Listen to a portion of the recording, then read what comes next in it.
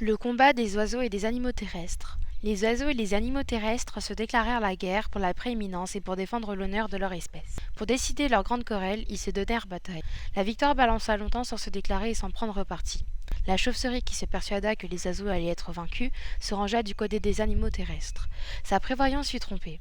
Les oiseaux remportèrent une victoire complète sur leurs ennemis contre l'attente de la chauve-souris qui fut chassée de la compagnie des oiseaux. Elle eut tant de honte et de douleur de son infortune que depuis ce temps-là, elle n'ose plus voler en plein jour et se montre que la nuit.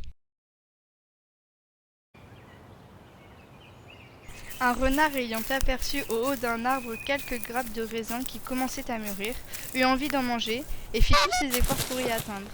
Mais voyant que sa peine était inutile, il dissimula son chagrin. Et il dit en se retirant qu'il ne voulait point manger de ces raisins, parce qu'ils étaient encore trop verts et trop aigres.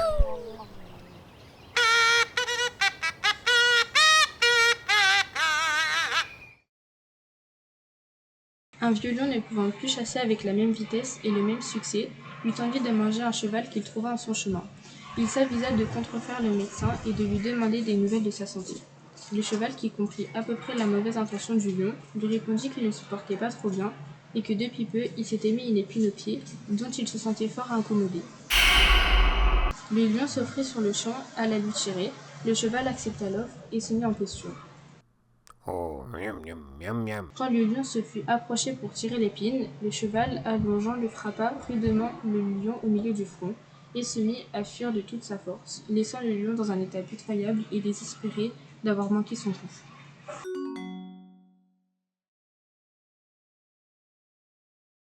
Le renard et le loup. Un renard, tombé par hasard dans un puits, était sur le point de se noyer lorsqu'il aperçut un loup sur le bord du puits. Il le pria, très instamment, de l'assister dans ce péril extrême et de lui jeter une corde pour le tirer de ce puits.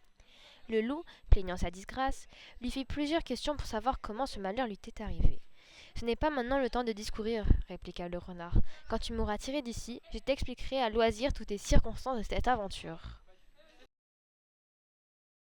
Le renard trahi par le coq. Un paysan, outré de dépit devant ses poules égorgées par un renard, lui tendit des pièges et le prit. Le coq seul fut le témoin de sa disgrâce. Le renard le pria très instamment de lui apporter des ciseaux pour couper les filets, ou du moins de ne pas avertir son maître qu'il était pris, jusqu'à ce qu'il eût rongé les cordons avec ses dents. Le coq lui promit sur le champ de faire l'un et l'autre, quoiqu'il ne fût pas dans la résolution de lui tenir parole. En effet, il courut vers son maître et lui dit que le renard avait donné dans le piège. Le paysan prit une massue pour assommer le renard, qui voyant venir son ennemi, « Que je suis malheureux !» s'écria-t-il. « Ai-je dû me flatter que le coq me serait fidèle après lui avoir égorgé tant de femmes ?» La grenouille, ayant un jour aperçu un bœuf qui passait dans une prairie, se flatta de pouvoir devenir aussi grosse que cet animal. Elle fit donc de grands efforts pour enfler les rides de son corps et demanda à ses compagnes si sa taille commençait à approcher de celle du bœuf. Elles lui répondirent que non. Elle fit donc de nouveaux efforts pour s'enfler toujours de plus en plus et demanda encore une autre fois aux grenouilles si elle égalait à peu près la grosseur du bœuf. Elles lui firent la même réponse que la première fois. La grenouille ne changea pas pour cela de dessein, mais la violence qu'elle se fit pour s'enfler fut si grande qu'elle en creva sur le champ.